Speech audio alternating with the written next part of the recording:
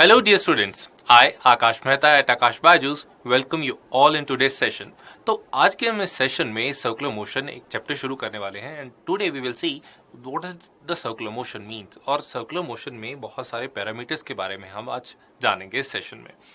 तो इससे पहले कि हम सर्कुलर मोशन की ओर बढ़े, the students who are joining new with us at this channel, I would like to introduce the opportunity in the name of ENTE where they can have up to 100% scholarship in Akash Bajus classroom programs. Other than that, बहुत सारे cash rewards हैं इस exam के through और you would have an opportunity to visit NASA at an all paid visit.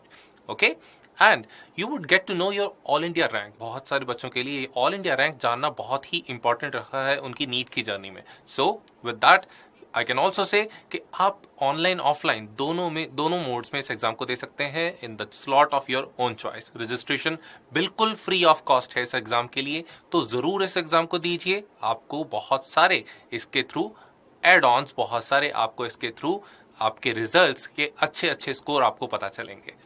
ठीक है, और जो बच्चे अभी तक इस चैनल को सब्सक्राइब नहीं किए हैं, please do subscribe the channel ताकि जो बहुत सारा इंपॉर्टेंट कंटेंट इस चैनल पे रेगुलरली अपलोड हो रहा है उसके आपको नोटिफिकेशंस एकदम टाइम पे मिलते रहे. Okay, so with that let us begin our journey for the content of circular motion. तो सर्कुलर मोशन चैप्टर में आज हम जानेंगे first of all what is the circular motion about. Circular motion चीज क्या होती है, क्या किस चीज को हम सर्कुलर मोशन बोलते हैं first of all. Then what are the different angular parameters that are involved in the circular motion.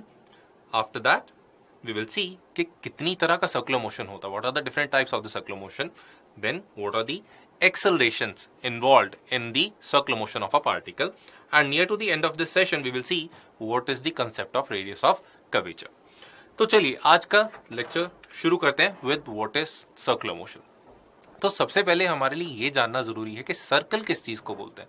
तो सर्कल अगर आप देखेंगे तो circle is a trajectory of a path where every point on the path is at a fixed constant distance from the reference point.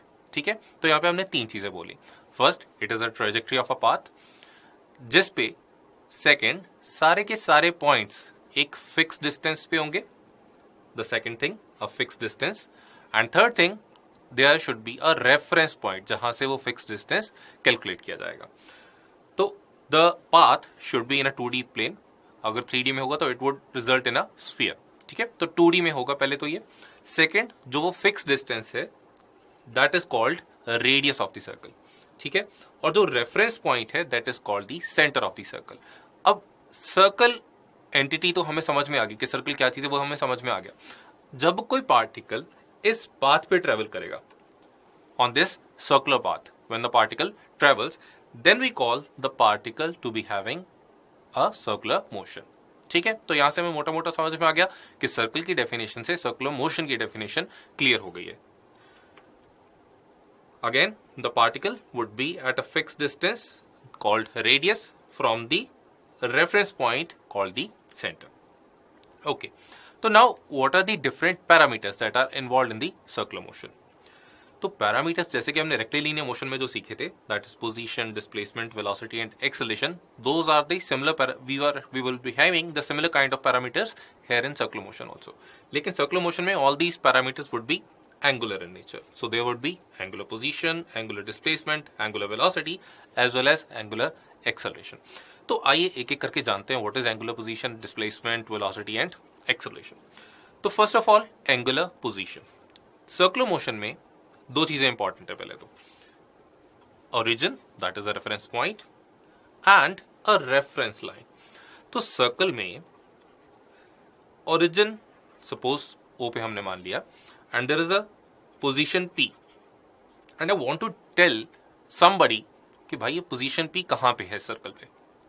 ठीक है, तो इस position P को बताने के लिए मुझे पहले तो एक रेफरेंस पॉइंट डिफाइन करना पड़ जाएगा, that is centre of the circle, और in some times we would be calling origin also. और इस रेफरेंस पॉइंट से एक लाइन पास होती हुई एक लाइन डिफाइन करनी पड़ेगी which we are calling here as our reference line. अब जो पोजीशन में डिफाइन करना चाहता हूं पी, उसको और सेंटर को ज्वाइन करने वाली line which is represented here with this violet color line, वो वायलेट कलर लाइन ओपी हमारी reference line which is this dotted x axis, तो ओपी और एक्स एक्सिस के बीच में ये जो एंगल है ना यहाँ पे theta, this theta angle itself is called the angular position. So it is the angle made by the position vector OP vector with respect to the origin with the reference line. तो पहले हमने एक origin choose किया, उससे एक reference line पास करी, उस reference line के रिस्पेक्ट में हमने OP की position with in the terms of theta बताई है, ठीक है, और वो थीटा ही इस पोजीशन P की एक एंगुलर पोजीशन है ऑन दिस सर्कल, ठीक है। तो यहां पे अब एक साइन कन्वेंशन है। अब suppose, just let me clean up this diagram here. अब सपोज P पॉइंट यहां पे होता नीचे कहीं, और OP लाइन जो है वो नीचे की तरफ सपोज थीटा एंगल बनाती with the reference line x axis.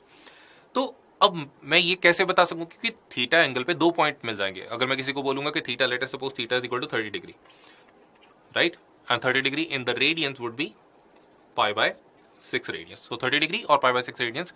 In this chapter we would be usually using the term radians, क्योंकि radians ही angle के SI units है. So if pi by 6 radians is the value of theta, and if I am telling somebody कि there is a position on the circle making angle pi by 6 with respect to the reference line, तो उसके corresponding इसका मतलब दो position हो जाएंगी. One would be in this upper half and the second would be in this lower half of the circle. तो कैसे पता चले कि कौन सी पोजीशन के बारे में हम और स्पेसिफिक बात कर रहे हैं, क्योंकि दोनों में से तो जो जिसको बता रहे हैं वो कंफ्यूज हो जाएगा। So there is a sign convention. तो या तो अब बोल दें कि भाई रेफरेंस लाइन से आप एंटी क्लॉकवाइज चलोगे, we would call it a positive sign. अगर आप क्लॉकवाइज चलोगे तो we would call it a negative sign, ठीक है। मतलब एक्स एक्सिस से ऊपर के एंगल को हम पॉजिटिव बोलेंगे, एक्स एक्सिस के नीचे के एंगल को हम नेगेटिव बोलेंगे। Either that can be the case, या फिर ऑपोजिट भी हो सकता था कि एक्स एक्सिस के नीचे के एंगल को क्लॉकवाइज को हम पॉजिटिव बोलेंगे, एंटी क्लॉकवाइज को हम नेगेटिव बोलेंगे। अब यहाँ पे एक चीज को समझिए, यहाँ पे दो कन्वेंशन की चॉइस होगी अपने पास। Either you would call anti clockwise positive और क्लॉकवाइज नेगेटिव, और you can call anti clockwise negative and clockwise as positive. Both are equally good. तो अब एक स्टैंडर्ड चूज करने के लिए कि सभी एक ही पैरामीटर पे रहे, we just choose the first one that angular clock anti clockwise is taken anti-clockwise angle, that means angle measured in anti-clockwise direction would be taken as positive, and if the angle is measured in clockwise direction it would be taken as negative. तो यहाँ पे पहली position P point की जो है उसके लिए angle would be positive pi by 6, and if I have to define this point P here, the lower point P, in that case the angle would be minus pi by 6, क्योंकि जो dotted reference line है उससे clockwise position पे move करके मुझे जाना पड़ेगा for the new position P. So I hope we are clear with this. So let us move on to the next parameter of the circular motion, that is angular displacement.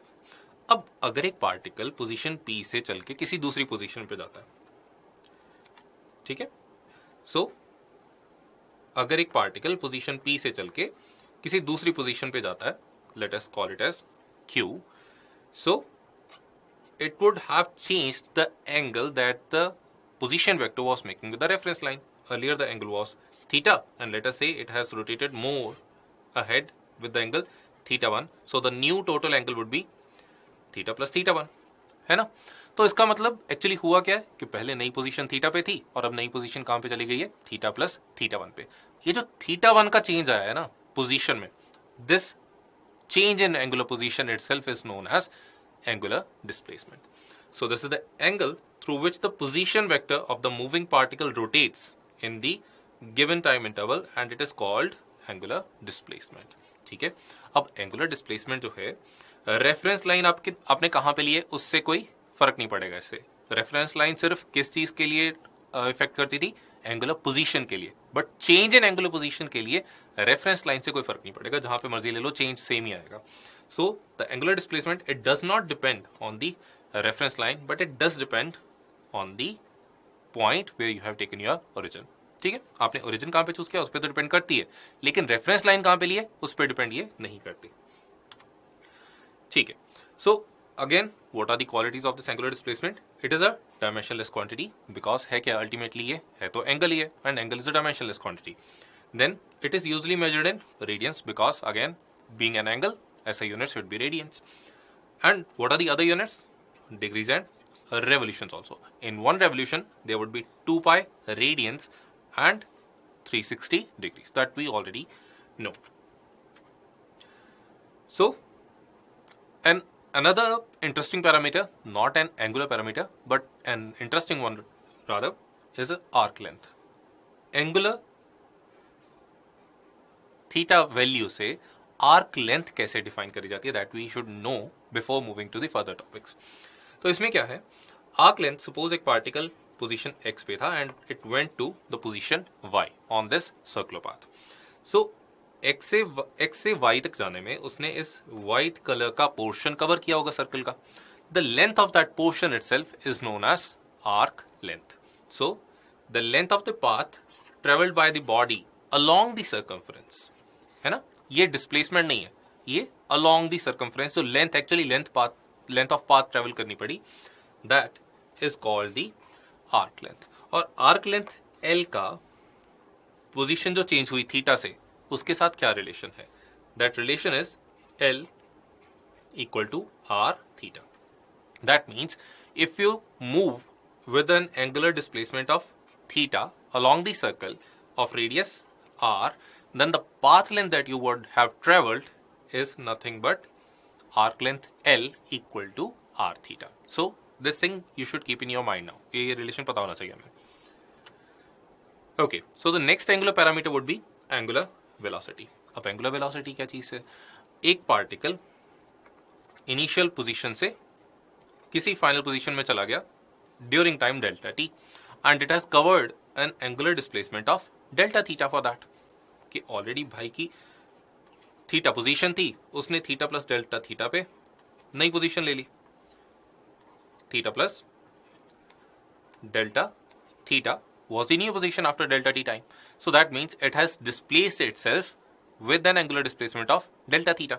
तो अभी delta theta displacement आपने करी है delta T time में, या फिर ऐसा बोल दूं कि यूनिटरी मेथड में अगर मैं पूछना चाहूं what is the displacement done per unit time, so that would be delta theta divided by delta T, है ना. So this would be the angular displacement per unit time, and this very angular displacement per unit time, it is known as average angular velocity. Why average angular velocity? Because we are assuming that this delta t would be a considerable amount of time. ठीक है, अगर ये delta T substantial amount of time है और उसमें अगर अपने एक सब्सटेंशियल एंगुलर डिस्प्लेसमेंट करी है, then in that case delta theta by delta T would give us the angular velocity average. But if the delta T is very small, मतलब एक छोटा सा dt इंस्टेंस है, तो डेल्टा टी को हम इंस्टेंट बोलते हैं ना. तो उस इंस्टेंट के दौरान अगर छोटी सी एक डिस्प्लेसमेंट हुई है D theta, so D theta is the angular displacement done in a very small interval of time dt. That d theta by dt, that is the average angular velocity over a very small interval of time dt, it is termed as instantaneous angular velocity. So what is the instantaneous angular velocity? It is nothing but the instantaneous rate of change of the angular position with respect to time, है ना. And this time has to be infinitesimally small interval. ठीक. So अगर average velocity अगर बहुत ही एक छोटे interval of time पे काउंट करी जाए, कैलकुलेट करी जाए, then the value of that average angular velocity is nothing but the instantaneous angular velocity. तो अभी थोड़ा सा अब आपको ना एक और चीज समझ में आ जानी चाहिए कि angular position was theta and rate of change of that theta D theta by D T, it is being termed as omega, है ना.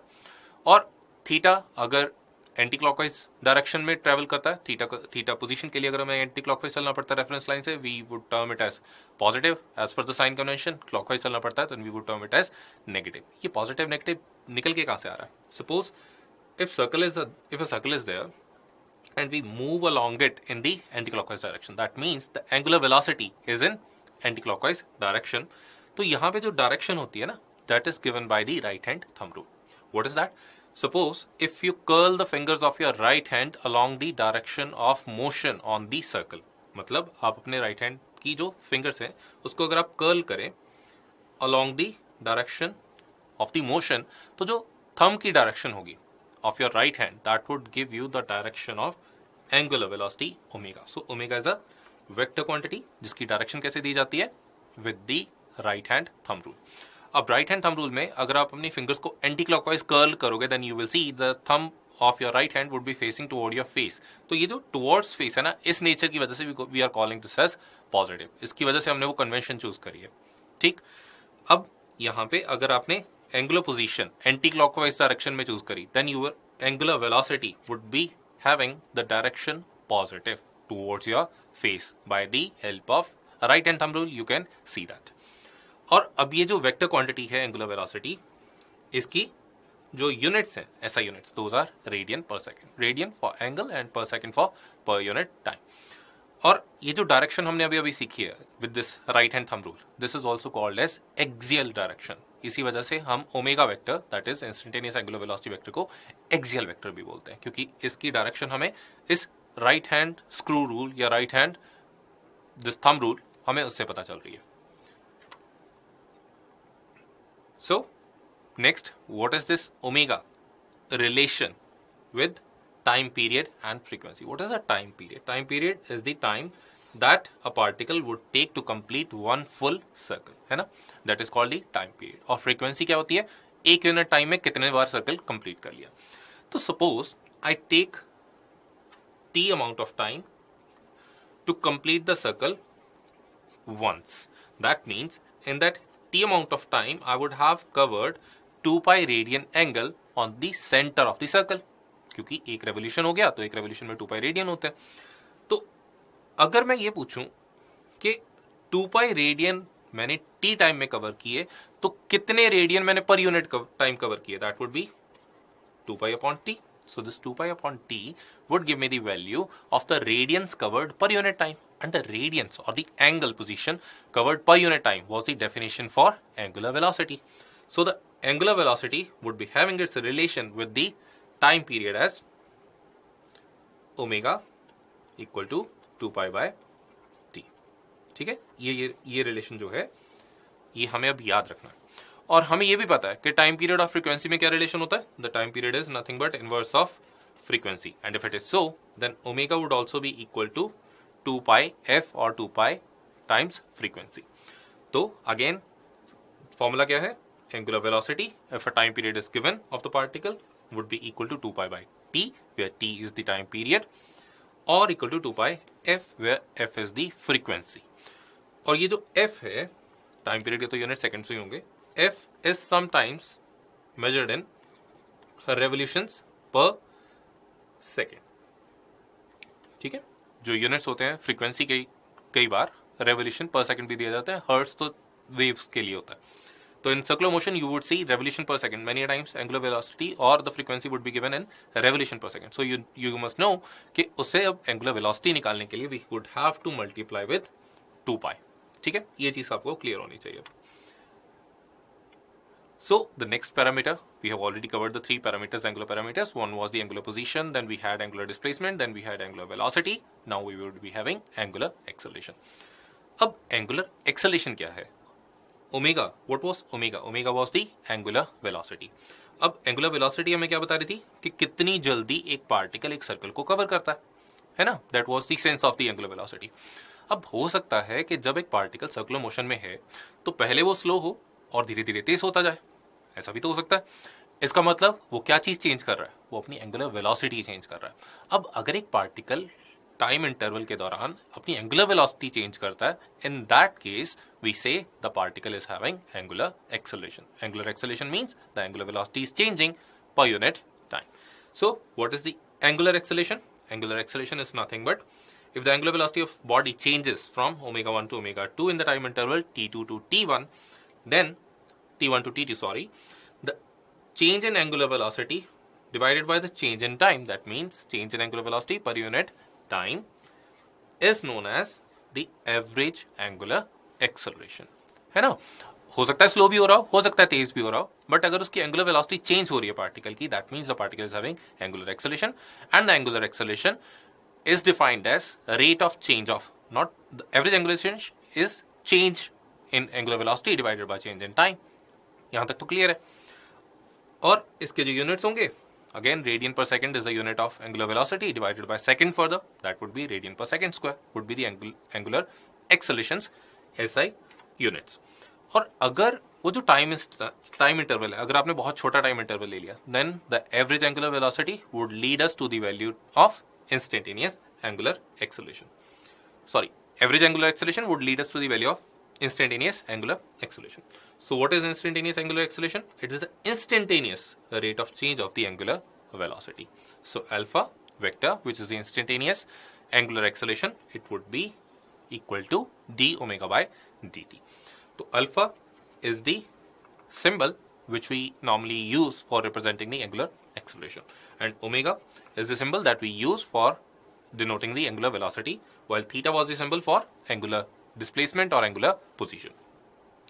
तो अभी हमें एक चीज समझ में आई कि थीटा जो है दैट वाज एंगुलर पोजीशन. अगर एंगुलर पोजीशन में चेंज हो रहा था with respect to time, then d theta by D t was giving us the value of angular velocity. और अगर एंगुलर वेलोसिटी में भी चेंज हो रहा था per unit time, then d omega by D t was giving us the value of angular acceleration. है ना, ये वेरिएबल्स हैं आपस में, और ये आपस में वेरिएबल्स ऐसे रिलेटेड भी हैं. अब जो एंगुलर वेलोसिटी थी उसकी डायरेक्शन हमने जानी थी, is given by the right hand thumb rule, right hand screw rule. That means if you curl your fingers in the direction of motion on the circular path, the direction of your thumb would give us the direction of angular velocity, right? अब अगर angular acceleration और angular velocity same direction में हुए, that means angular acceleration is also in same direction, axial direction, in the same direction of angular velocity. In that case, angular velocity would be increasing. मतलब particle ज्यादा जल्दी से circular motion अपना cover कर रहा होगा.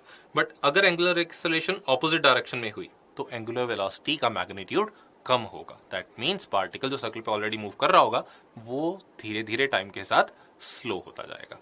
ठीक है, that is the meaning of angular acceleration and angular retardation. Angular retardation में पार्टिकल स्लो होता जाता है, एंगुलर वेलोसिटी कम होती जाती है. एंगुलर एक्सेलरेशन में मैग्नीट्यूड अगर पॉजिटिव है, that means particle speed up होता जाता है, एंगुलर वेलोसिटी बढ़ती जाती है, if the angular velocity was in the same direction of angular acceleration. Now both average and instantaneous angular acceleration as well as angular velocity, as I said, are the axial vectors. मतलब उनकी direction जो है that is along the axis of the circular path. ठीक है, so again the same relations just written again कि भाई जो angular velocity होती है that is d theta by dt, angular acceleration is d omega by dt, where which we can also write again as d2 theta by dt square, that is the double differentiation of angular position, and alpha can also be written as omega D omega by D theta. जैसे हमने relation लिखते थे ना पहले अपना acceleration and velocity के बीच में, a is equal to v dv by ds. The similar relation can also be written for angular acceleration, angular velocity and angular position, that alpha is equal to omega d omega by d theta. So again just written in a pictorial form, this is the way that we can interconvert these parameters into one another. That was the thing of knowing what are the angular parameters involved. Now we want to know what are the different types of the circular motion. And before that, let us just see the categories of the circular motion. Circular motion basically is divided in two different categories. One is uniform circular motion and another is non-uniform circular motion. ये uniform circular motion क्या होता है, non-uniform circular motion क्या होता है? Uniform circular motion में angular velocity constant रहेगी, magnitude as well as direction. Non-uniform angular motion में angular velocity would not stay constant with respect to time. Very similar to the uniform motion in kinematics. Rectilinear motion में भी क्या होता था? Uniform motion की rectilinear motion में क्या definition थी? Velocity, if velocity remains constant with respect to time, हम उसको uniform motion बोल देते थे. And if velocity does not remain constant with respect to time, we would call the rectilinear motion as non-uniform motion.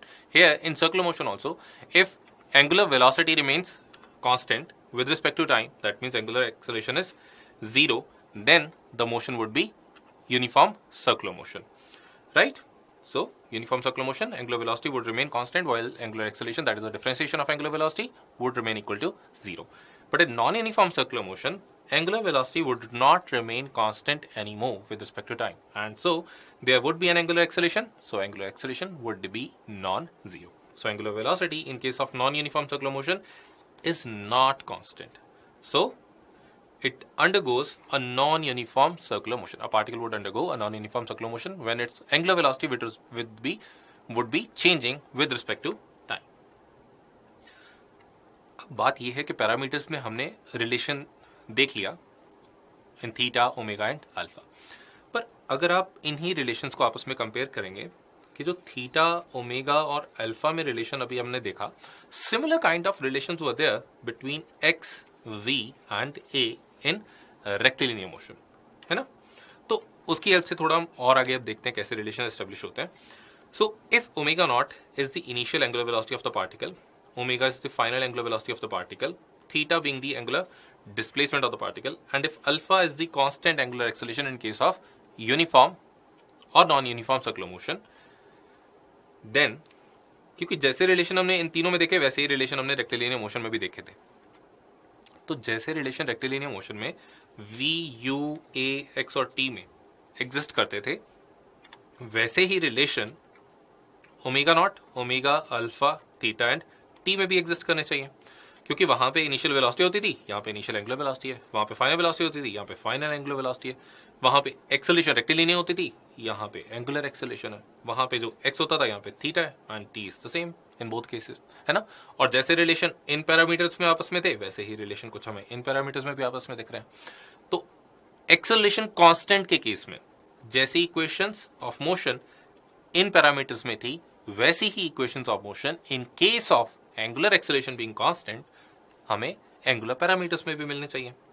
So if alpha remains constant, be it zero, be it non-zero, but if alpha is constant, then we can have these kind of relations in angular variables.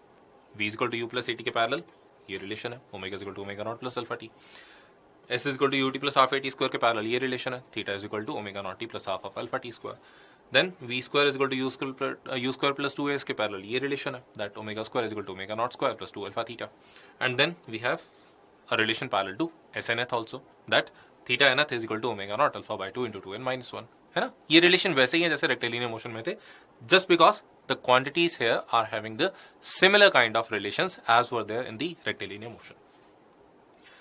तो आइए question करके देखते हैं इस पे अब। The question is saying that a wheel is rotating at a rate of 50 rpm and the magnitude of the angular acceleration is needed to be calculated if the wheel stops in 8 seconds. 8 second में रुक गया, 50 rpm पे चल रहा था। rpm basically means revolutions per minute, ठीक है, ये मीनिंग है rpm का, ये ध्यान में रखिएगा। अब रेवोल्यूशन पर मिनट की बात हो रही है, that means in 1 minute how many revolutions are being completed here, 50। तो how much angle is being turned in 1 minute? During 1 minute the angle being turned would be 50 into 2 pi, or 50 into 2 pi, that is 100 pi is the angle being turned in 1 minute. Then what is the angle being turned in 1 second? That would be 100 pi divided by 60, है ना। तो which would lead us to 5 pi by 3 radian being turned in 1 second. तो omega naught, that is the initial angular velocity, would be 5 pi by 3 radian per second. अब हमें ये angular velocity की value पता चल गई at the initial instant. Final क्या है value? It is equal to 0, ठीक है। अब हमसे ये पूछा गया था कि एंगुलर एक्सेलरेशन कितनी है। अगर ऐसी बात है, अगर ये सिचुएशन है, then after time 8 seconds if the wheel stops, comes to a stop, then what is the value of angular acceleration? क्योंकि एंगुलर वेलोसिटी की वैल्यू चेंज हो रही है। कहाँ से कहाँ तक चेंज हो गई? 5 पाई बाय 3 थी पहले, 0 हो गई, रेस्ट पे आ गया। So we can use this relation for alpha being equal to constant, omega would be equal to 0, omega naught would be equal to 5 pi by 3 and should be added with alpha times t, है ना। तो इस equation को अगर आप calculate करोगे then you will see that alpha comes equal to minus 5 pi by 24. Minus here signifies कि जो angular acceleration है यहाँ पे which is minus 5 pi by 24, it is opposite in direction to the angular velocity which initially was 5 pi by 3. angular velocity positive है but angular acceleration हमारी negative निकल के आ रही है। मतलब क्या हुआ कि angular velocity का मैग्नीट्यूड कम होने वाला है, जो कि हुआ भी 0 पे पहुंच के टाइम के साथ, है ना।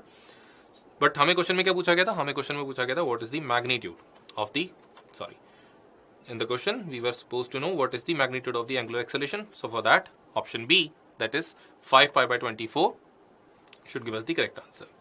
ठीक है, चलिए अगले टॉपिक पे चलते हैं. Now the next topic is tangential speed. अब tangential speed क्या चीज़ है, पहले इसके बारे में जानिए. जब एक पार्टिकल सर्कुलर मोशन पे चल रहा है, it is moving along the circular motion with some angular velocity, then its speed would be in the direction perpendicular to the radial direction. अगर एक पार्टिकल एक सर्कुलर मोशन में चल रहा है, then at point P, the direction of the velocity, linear velocity here, would be in the direction normal to the radial position, है ना. और ये जो velocity होती है रेडियल पोजीशन के परपेंडिकुलर जो वेलोसिटी का कंपोनेंट होगा, that component is known as tangential speed. Magnitude of that component is known as tangential speed. So again the component of the velocity of the particle which is perpendicular to the radial direction, उसको हम angular speed बोलते हैं, उसके magnitude को हम angular speed बोलते हैं. So what is the relation between angular speed and the angular velocity? We know from the relation arc length L is equal to r theta. If a particle travels a distance dl along the circle, then dl should be equal to r d theta, where d theta is the change in the angular position while covering the arc length dl. So dl should be equal to r d theta. अब दोनों side dt से divide कर दीजिए.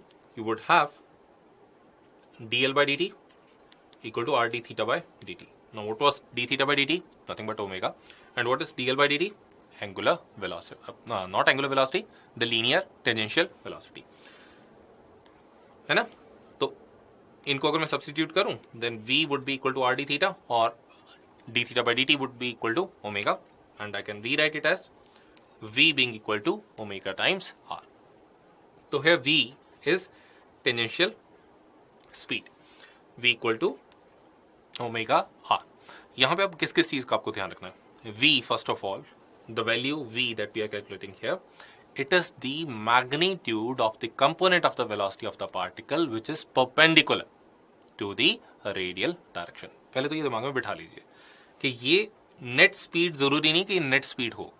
Particle की net speed ये नहीं है, ये पार्टिकल की वेलोसिटी का वो जो कंपोनेंट है जो रेडियल पोजीशन के परपेंडिकुलर है, उसका मैग्नीट्यूड है ये, है ना. हो सकता है कि रेडियल पोजीशन ये हो बट पार्टिकल कुछ इधर को जा रहा हो स्पीड के साथ. In that case the component perpendicular to the radial position, this component, this would be calculated with the help of this formula omega r. ये ध्यान में रखना है आपको. So let us do one calculation here. For that the question says that what is the angular velocity of the particle with respect to origin. तो origin से particle को जोड़ने वाली line OA would act here as a radial vector. अब जब A point पे वो velocity 10 metre per second के साथ है, उस मोमेंट पे हमें एंगुलर वेलोसिटी कैलकुलेट करनी है. और ये जो 10 मीटर पर सेकंड की वेलोसिटी है, ये एंगल बना रही है 37 degree with the line OA. तो इस 10 मीटर पर सेकंड को जैसे आप देख सकते हो कि सारा का सारा 10 metre per second it is not perpendicular और अलोंग OA. तो हमें इसके कंपोनेंट पहले लेने पड़ेंगे. So there would be two components of this 10 meter per second. One is perpendicular to OA and another is parallel to OA. The perpendicular component to OA would be 10 sine 37 degree. And sine 37 degree is nothing but 3 upon 5. So 10 into 3 upon 5 would be the perpendicular component to OA. While the parallel component would be 10 into 4 by 5 coming from 10 cos 37 degree. अब ये जो 10 into 3 by 5 किया आपने, which is nothing but 6, this 6 would give us the value of component of the velocity which is perpendicular to length OA. और इस ही component का तो हमें relation पता है, that 6 is equal to omega into r. और r की value कितनी है हमारे पास यहाँ पे? It is 4. So 6 is equal to 4 omega और omega should be equal to 3 by 2, है ना. So again omega AO should be equal to perpendicular component of velocity perpendicular to AO and divided by the length RAO. तो यहाँ से omega would come out equal to 3 by 2 radian per second, and from the given options, option A 3 by 2 radian per second would give us the correct answer. Let me again see this. 3 by 2 radian per second would be the correct answer, or option A would be the correct answer for the last question. Now we have learned about the circular motion, some parameters also we have seen, हम उन parameters के साथ थोड़ा बहुत deal करना भी सीख गए। अब जो टाइप देख ली हमने सर्कुलर मोशन की, इसके बाद नेक्स्ट टॉपिक आता है हमारा what are the different types of accelerations that are involved in the circular motion. अब हो क्या रहा है, सर्कुलर मोशन में जब एक पार्टिकल चलता है तो वो अपने आप को स्पीड अप भी कर सकता है, स्पीड डाउन भी कर सकता है, स्लो भी कर सकता है, फास्ट भी कर सकता है ना, दोनों चीजों से। लेकिन अगर आप देखोगे तो एक सर्कुलर मोशन में एक पार्टिकल जो है, सर्कुलर मोशन में एक पार्टिकल जो है, it can change its speed, मतलब मैग्नीट्यूड चेंज कर सकता है, नो डाउट। बट जब तक वो सर्कुलर मोशन में है, it would be changing its direction also. मतलब मैग्नीट्यूड भी चेंज कर रहा है, चेंज कर सकता है, rather that is the choice. Magnitude change करना चाहे कर सकता है, नहीं करना चाहे नहीं कर सकता, हो सकता है कांस्टेंट स्पीड से चलता रहे, बट डायरेक्शन तो उसको चेंज करनी ही होगी अगर सर्कुलर मोशन पे चलना है ना। तो वेलोसिटी में दोनों चीजें यहां पे चेंज हो रही हैं during the circular motion. Magnitude which is a option, change हो भी सकता है, नहीं भी हो सकता, एंड डायरेक्शन की तो हमारे पास चॉइस भी नहीं है, डायरेक्शन तो चेंज होगी ही होगी। तो इसका मतलब ये हुआ वेलोसिटी के चेंज होने को, टाइम के साथ वेलोसिटी के चेंज होने को हम क्या बोलते थे, दैट पार्टिकल इज एक्सेलरेटेड। तो अब हमें ये समझ में आना चाहिए कि जो सर्कुलर मोशन में एक्सेलरेशन होती है वो दो काम करवा सकती है। एक तो पार्टिकल की मैग्नीट्यूड को चेंज कर सकती है, दूसरा पार्टिकल के मोशन की डायरेक्शन को चेंज कर सकती है ना। दूसरे वाला जो काम है कि डायरेक्शन चेंज करना, वो तो करना ही पड़ेगा हमेशा सर्कुलर मोशन में। मैग्नीट्यूड चेंज कराओ चाहे ना कराओ, डायरेक्शन तो चेंज करनी ही पड़ेगी।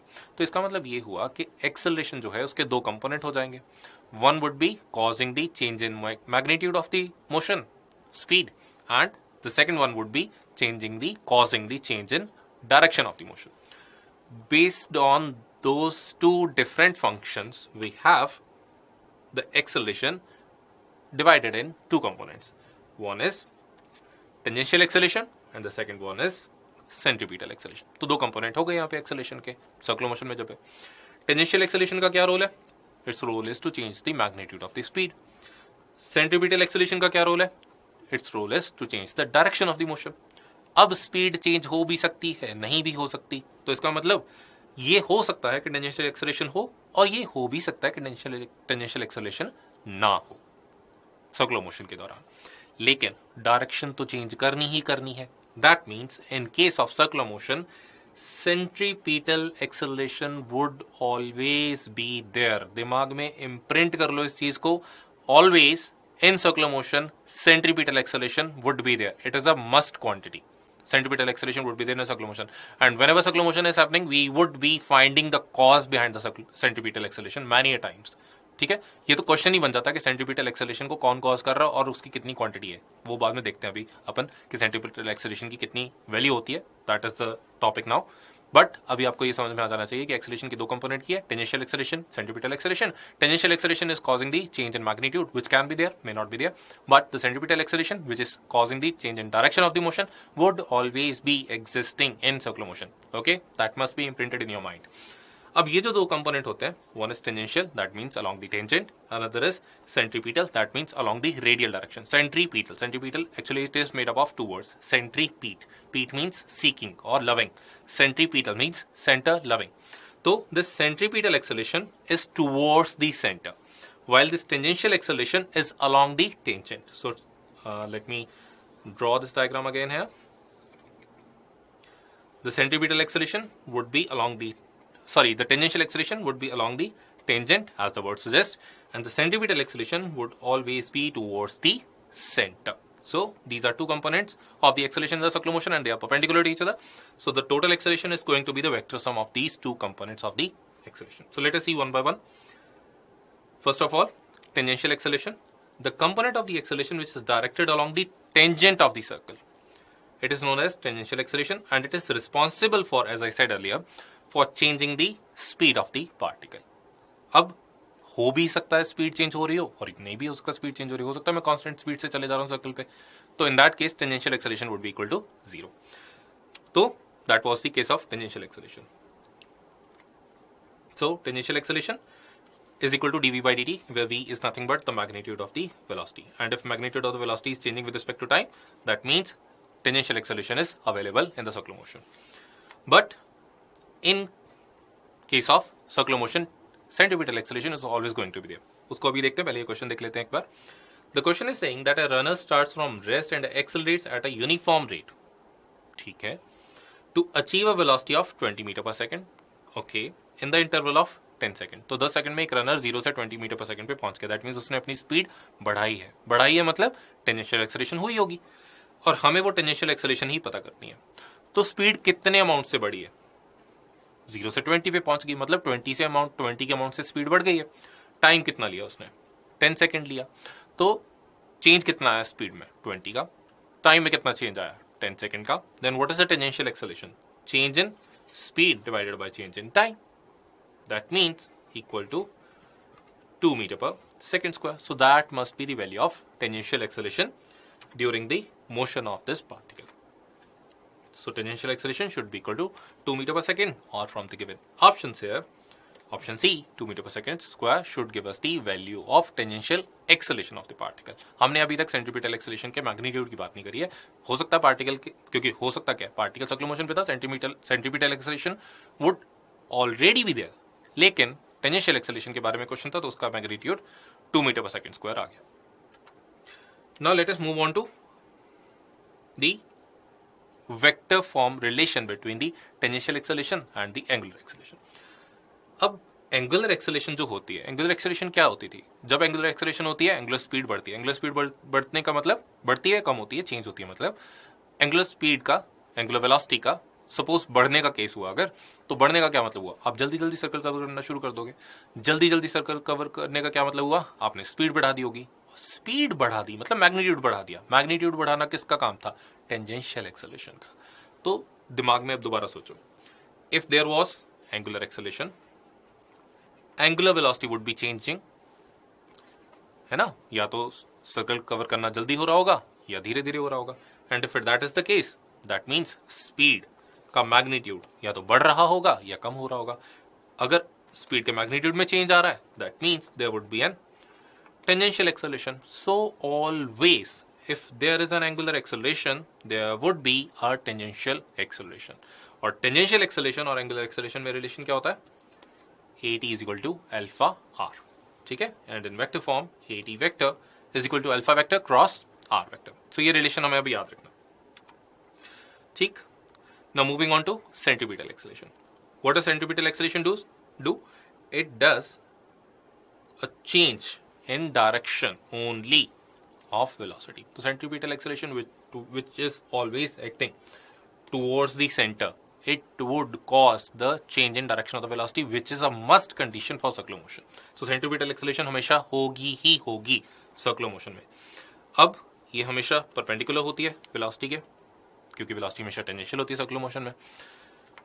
और इसका जो मैग्नीट्यूड होगा, that magnitude would be equal to v square by r और ओमेगा स्क्वायर r, क्योंकि v को हम यूज कर सकते हैं being equal to omega r. इस रिलेशन से v square by r, omega square r both can be used, as well as we can have it equal to v omega. ये भी एक इसका मैग्नीट्यूड कैलकुलेट करने का एक वे है, एक फॉर्मूला है.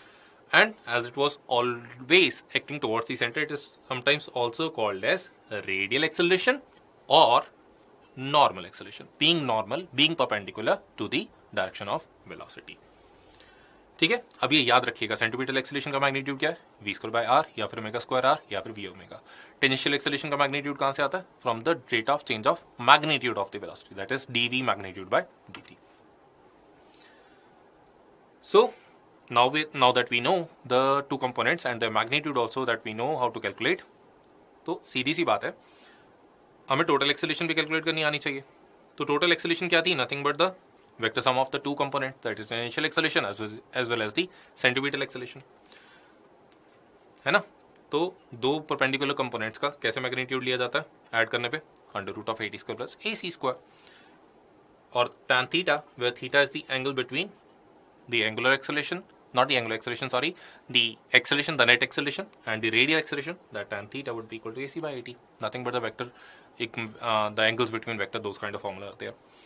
अब यहाँ पे एक और नोट करने वाली बात है that AT being equal to dv by dt and AC being equal to v square by r। यहाँ से एक और चीज, दोबारा आप वही चीज देख रहे हो कि अगर वेलोसिटी चेंज हो रही है तो ही ए टेंजेंशियल होगा, अगर वेलोसिटी कांस्टेंट है तो ए टेंजेंशियल नहीं होगा।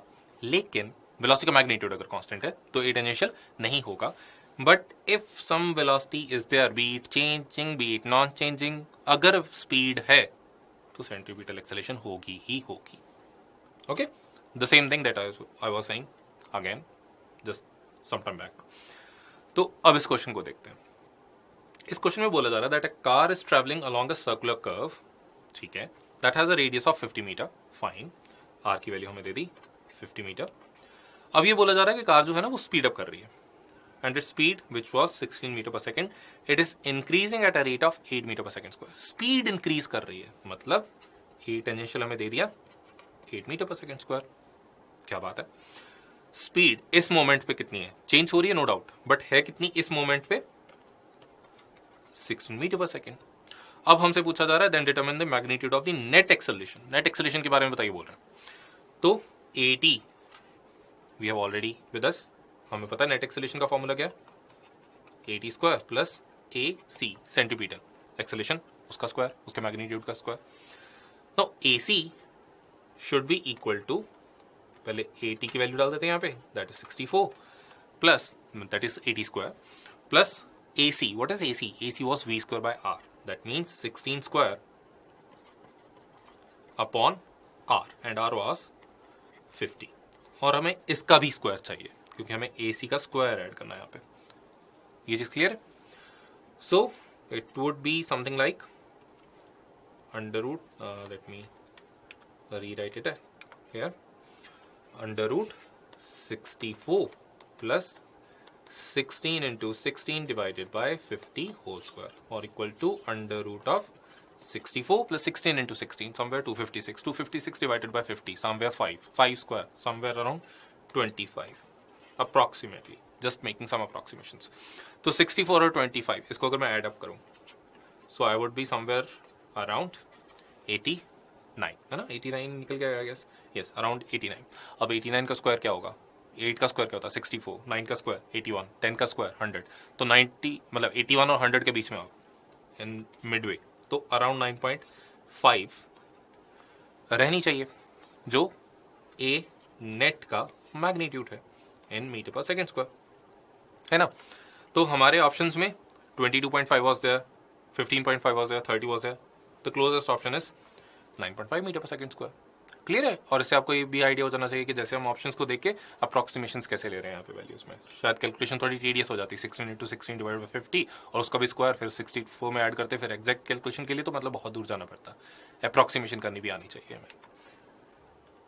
ठीक है, तो चलिए एक और क्वेश्चन देखते हैं। This question is saying that a particle is moving on the circle of radius 20 centimeter and its linear speed is varying with v is equal to 2t। Speed का रिलेशन दे दिया टाइम के साथ, and t second v is in meter per second, ठीक है। we are supposed to find the radial and the tangential acceleration at t is equal to 3 second। radial as well as tangential दोनों को पता करना है हमें, अलग अलग पता करना है अब, but at t is equal to 3 second। now we know for tangential acceleration we have the relation d magnitude v by dt, और अगर आप यहाँ पे डिफरेंशिएशन करेंगे then you would end up having the value equal to 2, while AC is equal to v square by r, और v की value at t equal to 3 seconds would be equal to 6, so it would be 6 into 6 divided by the radius that is given to us as 20 centimeter or equal to 0.2, so it would be 36 divided by 0.2, that is 180 meter per second square। so 180 meter per second square would be the value of the centripetal acceleration, while 2 meter per second square would be the value of tangential acceleration। अब options में अगर आप देखोगे 184, 152, 182, 154, तो answer for this question would be option C, that is 180,2 in meter per second square, obviously in the SI units। तो now we know what are the different types of acceleration involved in the circular motion, और उनकी हम value कैसे calculate करते हैं और net acceleration कैसे calculate होती है, ये अब हमें आइडिया हो चुका। अब हम चलते हैं अपने लास्ट टॉपिक की ओर, that is what is radius of curvature. अब अगर आप यहाँ पे कर्व्स को देखेंगे, these curves would be having, as you can see, different radii, है ना, अलग अलग कर्वेचर इन सभी कर्व्स के शायद। तो अगर मैं इनकी रेडियाई को R1, R2, R3, R5 से डिनोट करूं, there are 5 curves here, one is a straight line, then one can say कि भाई जैसे जैसे हम फर्स्ट से 5 की तरफ जा रहे हैं, द रेडियस इज इंक्रीजिंग और the curvature is coming down. अब ये जो स्ट्रेट लाइन है, आप इसको भी कर्व बोल रहे हैं, yes, it is also a curve and it is actually a circle with its radius equal to infinite. A straight line path is a curve, is a circle with its radius equal to infinite. तो अगर मैं straight line को infinite circle, infinite radius का circle बोल सकता हूँ, तो if I am on a curve, arbitrary shape curve, then अगर मैं A point पे हूँ किसी इंस्टांस पे, तो उस A point पे जब मैं चल रहा हूँगा इस curve के along, तो मुझे ये थोड़ी पता कि आगे कर्व क्या है, मुझे तो सिर्फ ये पता कि जहाँ पे मैं ऑलरेडी चल रहा हूँ वहाँ पे कैसी सिचुएशन है। So I can imagine moving on a circle as well, which would be having the same curvature as the point A was having on that curve, है ना। तो ये जो सर्कल होता है which is best fit curve for point A, best fit circle for the curve at point A, इस circle का जो रेडियस रहता है उस रेडियस को हम बोलते हैं radius of curvature of that curve at point A. So radius of curvature at point A would be the radius of the best fit circle at that point. तो मैं अपने just handwritten diagram हटा देता हूँ because already a circle is drawn at the point A. So if we are moving with the speed v and acceleration a at point A and RC is the local radius of curvature at that point A, then the relation between RC, that is the radius of curvature at point A, the speed v at that point A, and the radial acceleration A is RC would be equal to V square upon A radius. So that would be the relation between radius of curvature, the speed of the particle and the radial acceleration at that point. हम इसको इस फॉर्मूले से भी relate कर सकते हैं. We know that the centripetal acceleration was nothing but V square by R, है ना. अगर एक सर्कल पे ही होते आप A पॉइंट पे, then this relation would have hold. But अब अगर आप एक कर्व पे भी हो तो इस तरह का भी रिलेशन चलना चाहिए. तो radius of curvature is defined as V square divided by A radian, या फिर सिंपल भाषा में it is nothing but the speed at that instance उसका square divided by the magnitude of component of acceleration which is perpendicular to V. तो जो acceleration यहाँ पे है नेट एक्सेलरेशन, इसका जो कंपोनेंट परपेंडिकुलर होगा वी के, that is a sine theta in this case. In this diagram, that a sin theta would play the role of radial acceleration, है ना. तो अगर मैं सिर्फ इस इंस्टांस की बात करूं, इस सिचुएशन की बात करूं जो यहाँ पे डायग्राम में शो की गई है, तो in that case the radius of curvature here would become equal to v square upon a sin theta. इस एग्जांपल में इस कंडीशन इस डायग्राम के हिसाब से a पॉइंट पे radius of curvature would be equal to v square upon a sin theta. So again, it equals the radius of circular arc which best approximates the curve at that point, and the radius of curvature is the property of the path. It is not the property of the motion of the particle, it is the property of the path taken by the particle at that point. So it is the radius of the circle which is equal. In case of a circle, mind it, in case of a circle, radius of the circle is always equal to the radius of the curvature on the whole path. तो इस पे एक question देख लेते हैं आप. एक roller coaster पे उसको जब राइड किया जा रहा है, then the rider experiences the weightlessness as they go around the top of a hill whose radius of curvature is 20 meter. तो पूछा जा रहा है कि राइडर की स्पीड कितनी रही होगी at the top of the हिल, और हमें कुछ ऑप्शन दी गई हैं for the value. Let me explain the question again along the diagram. So there is a rider which is at the top of the hill in a roller coaster ride, and it is said कि यहाँ पे जहाँ पे वो top of the हिल पे है वहाँ पे रेडियस ऑफ कर्वेचर कितना है 20 मीटर का. ठीक है, और अगर वो राइडर वहाँ पे वेटलेसनेस फील कर रहा है, वेटलेसनेस महसूस कर रहा है, and he is in contact with the ride also, then what is the velocity at that point. अब हमें पता है कि वो वेटलेसनेस फील करेगा बट वेलोसिटी भी है उसकी, that means he would be having the acceleration equal to acceleration due to gravity, that is g। और ये g की वैल्यू जो है ये वेलोसिटी के परपेंडिकुलर है यहाँ पे, that means this is playing as the role of centripetal acceleration और the a radial. So g must be equal to v square upon r, where r is given to us as 20 meter. So v square would become equal to